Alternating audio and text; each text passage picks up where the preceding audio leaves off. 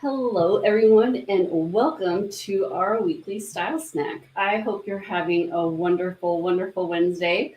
And if you're new here, my name is April, and every Wednesday I go live at 1 p.m. Eastern Time and share a style snack with you.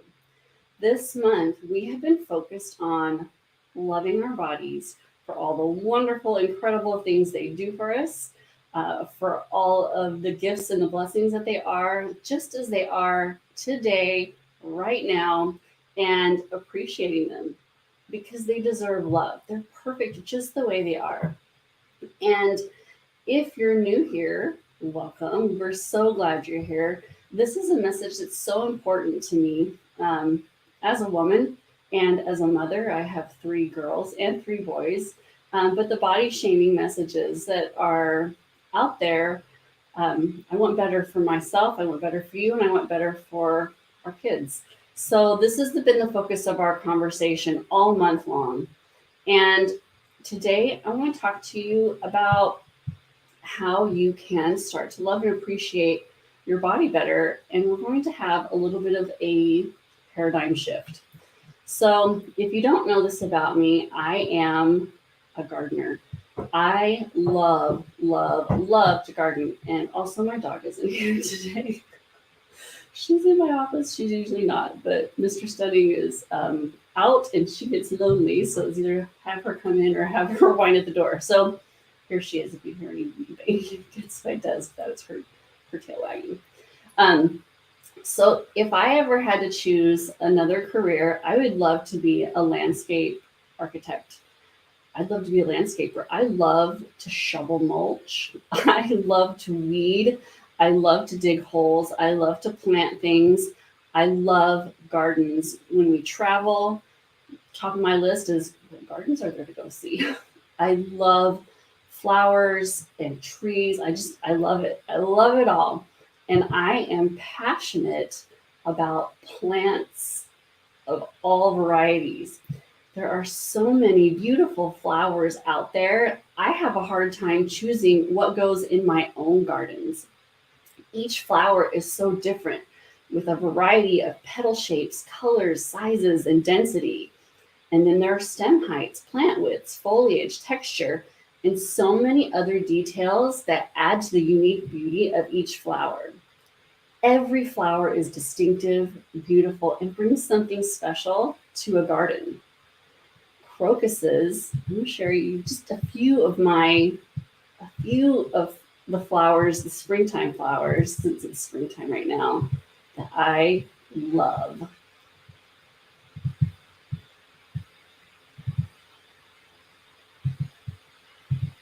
And tell you what I love about each one of them. So, and they're in order from left to right, top to bottom. Just if you're not familiar with flowers, you can check these out. Crocuses are some of the first to bloom, and they remind us that spring will actually happen this year, despite how cold and long the winter has been.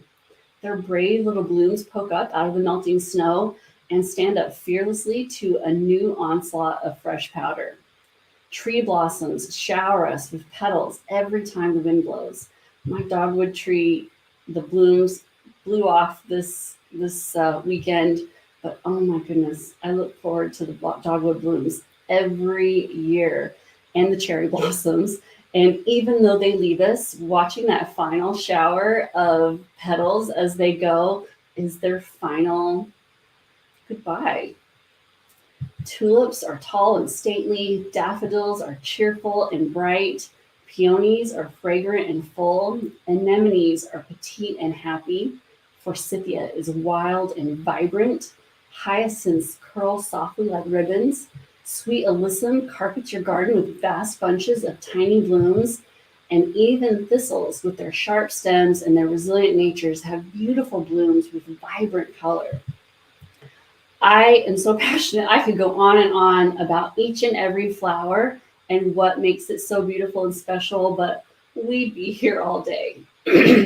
And while a bouquet of roses is truly beautiful, a mixed bouquet is breathtaking. As humans, we crave variety. So, in a mixed bouquet, each blossom brings unity, diversity, and charm.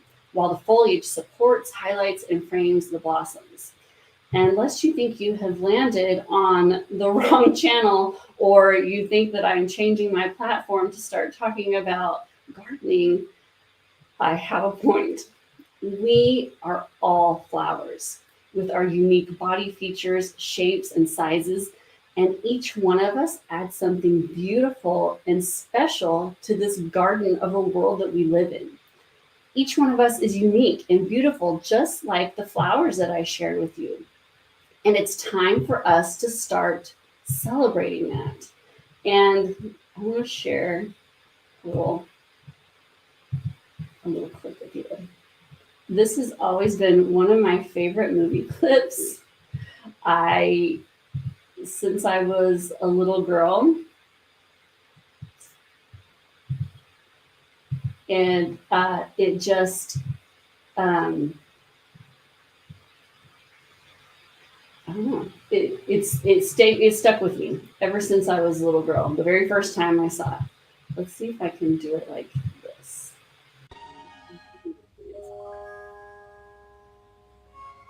Flower. Me?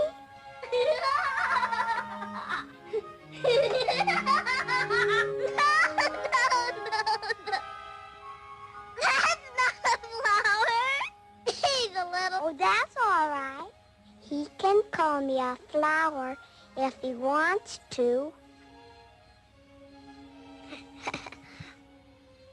I don't mind.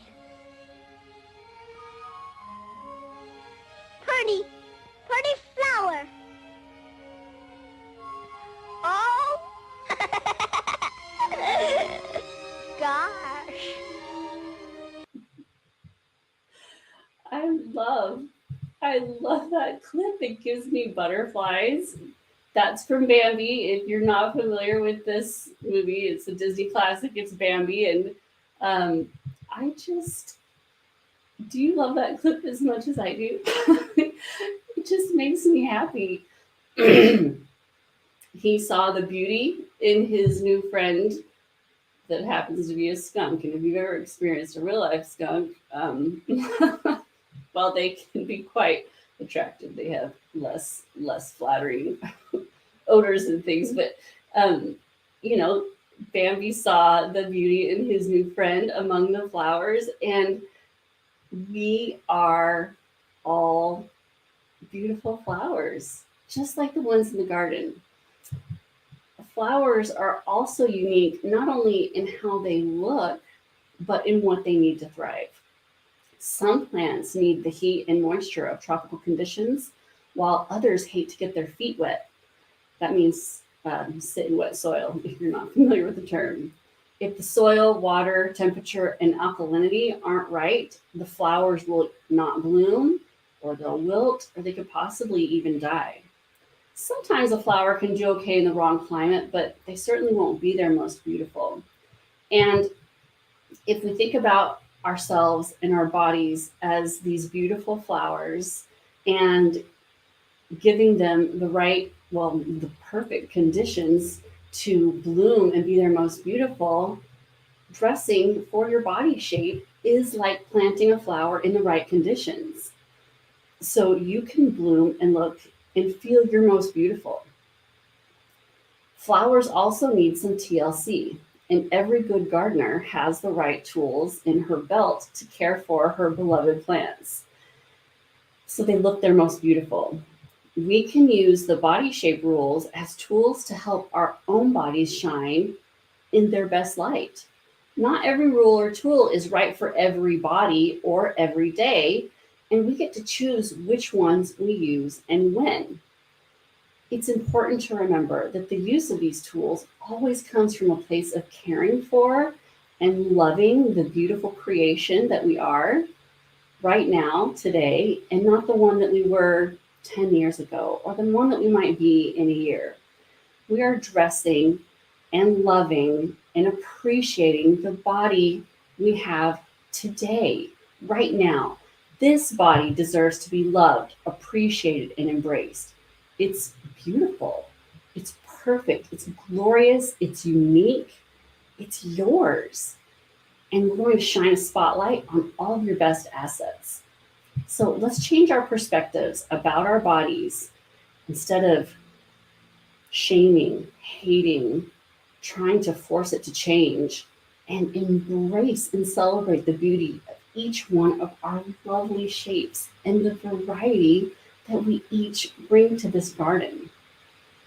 I know it can be a big mindset shift. And when I created the Style Your Silhouette Dress for Your Body Shape courses, I had a lot of goals, but my primary goal was to bring positivity to this topic.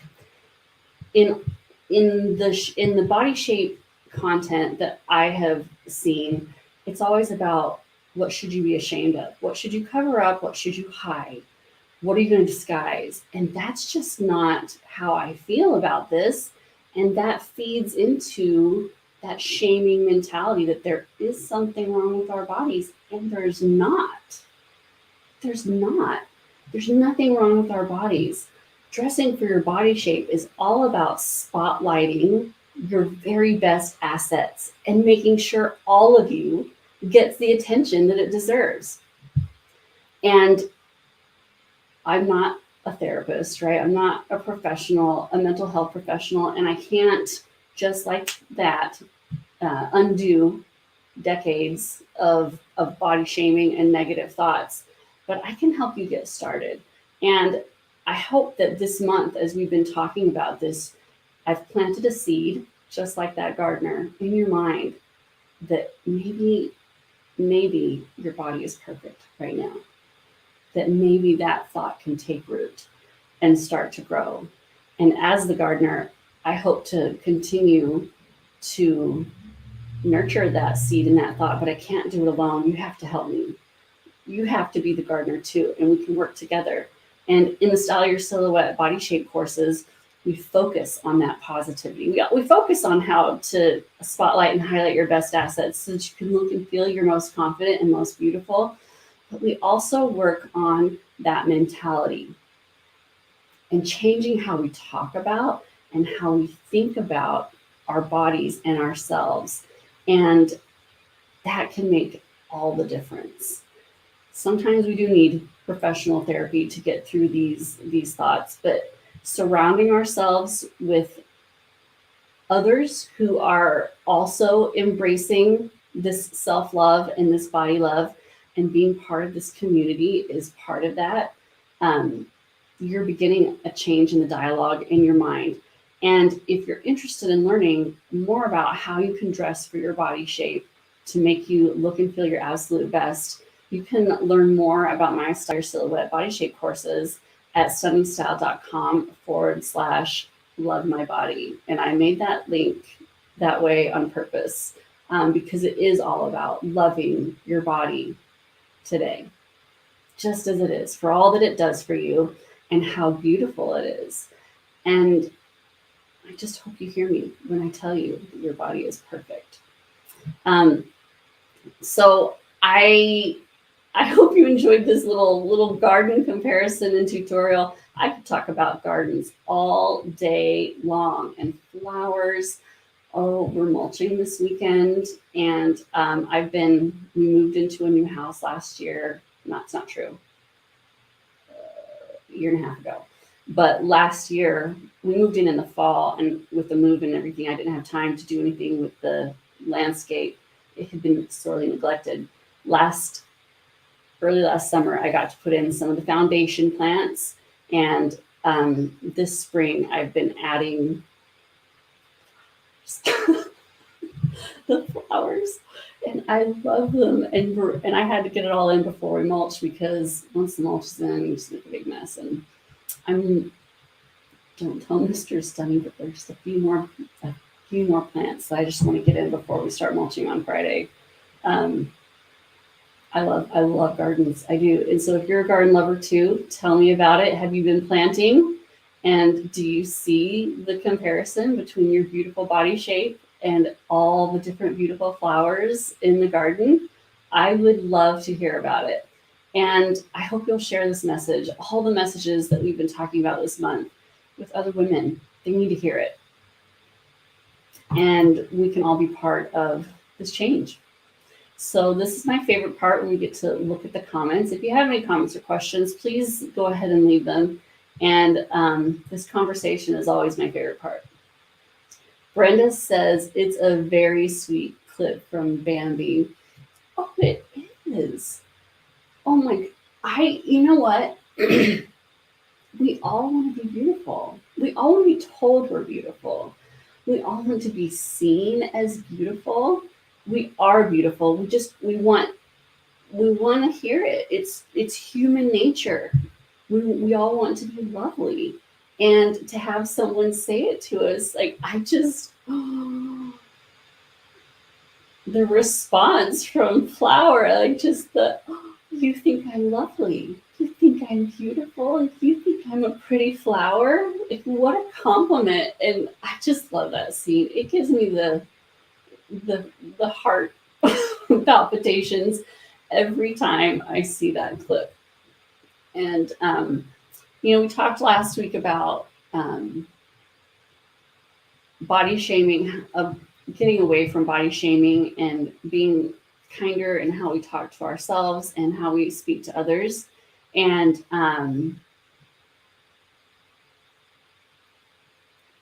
think about the difference in how you make someone feel when you pay them a compliment like that and the effect it has on them, like a genuine, sincere compliment, versus when we say something negative or unkind, even if it's meant to be helpful, which it's really not. And they just wilt in front of you, just like a flower that's not getting the love it needs. And so you have these two options. You can tell someone what a beautiful flower they are and see them bloom right in front of your eyes, or you can add a shaming, unkind message and watch them wilt before your eyes. And none in this community is someone who wants to watch someone wilt, or you wouldn't be here. So let's all do that.